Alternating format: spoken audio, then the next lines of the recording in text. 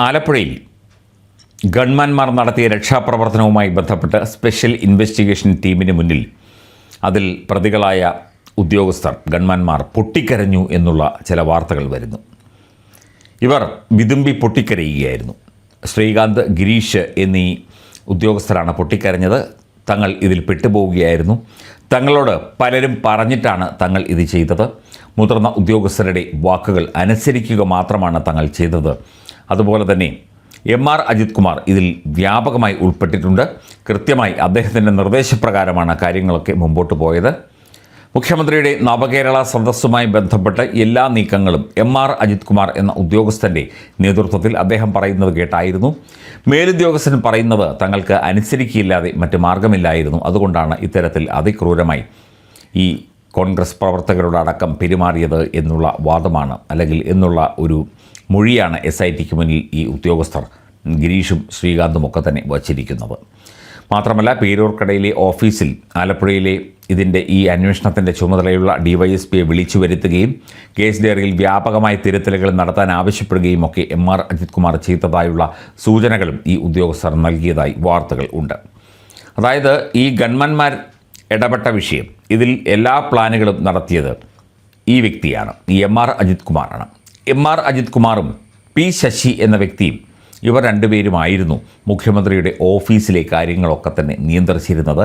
പ്രത്യേകിച്ചും പോലീസുമായി ബന്ധപ്പെട്ട്, അല്ലെങ്കിൽ പോലീസിൻ്റെ പ്രവർത്തനങ്ങളുമായി ബന്ധപ്പെട്ട് എന്ത് ചെയ്യണം, അടുത്ത പോലീസ് ഉദ്യോഗസ്ഥനായിട്ട് അവിടെ ആരെ നിയമിക്കണം, അവർ എന്തൊക്കെ ചെയ്യണം, ആരെ തല്ലണം, ആരെ കൊല്ലണം, ആരെ അറസ്റ്റ് ചെയ്ത് ജയിലിലിടണം, ആരെ അറസ്റ്റ് ചെയ്ത് ജയിലിലിട്ട് മറ്റ് വിചാരണ നടപടികൾക്ക് വിധേയരാക്കണം എന്നൊക്കെ തീരുമാനിച്ചിരുന്നത് ഈ MR അജിത് കുമാറും അതുപോലെ തന്നെ P ശശി എന്ന അന്നത്തെ മുഖ്യമന്ത്രി പിണറായി വിജയൻ്റെ പൊളിറ്റിക്കൽ സെക്രട്ടറിയുമായിരുന്നു.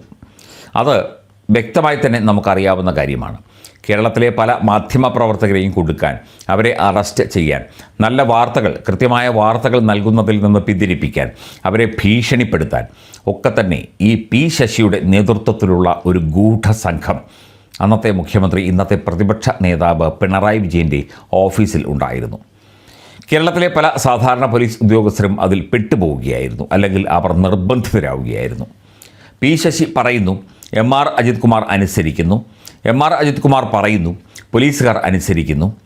ആരെ തല്ലണം, ആരെ തീർക്കണം, അല്ലെങ്കിൽ ആരെ ഒതുക്കണം, ആർക്കൊക്കെ എതിരെ കേസെടുക്കണം, ഇതൊക്കെ തന്നെ തീരുമാനിച്ചിരുന്നത് P ശശിയാണ്. P ശശി എന്ന വ്യക്തിയെ എല്ലാവർക്കും അറിയാം. അദ്ദേഹം കണ്ണൂർ ജില്ലാ സെക്രട്ടറി ആയിരുന്നു.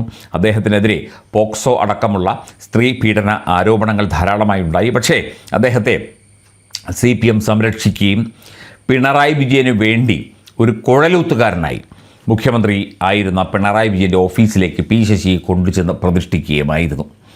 അത്തരത്തിൽ കൂടെ പ്രവർത്തിക്കുന്ന പാർട്ടി പ്രവർത്തകൻ്റെ വേണ്ടപ്പെട്ടവരെ വരെ ഈ രീതിയിൽ മോശമായി അവർക്കെതിരെ വരെ പെരുമാറി എന്നുള്ള ആരോപണം നേരിടുന്ന P ശശിയെ ഇത്തരത്തിൽ കൊണ്ടുചെന്ന് ഇരുത്തി കേരളത്തിലെ പോലീസ് വകുപ്പിനെ, ആഭ്യന്തര വകുപ്പിനെ ഭരിക്കുകയായിരുന്നു പിണറായി വിജയൻ ചെയ്തത്.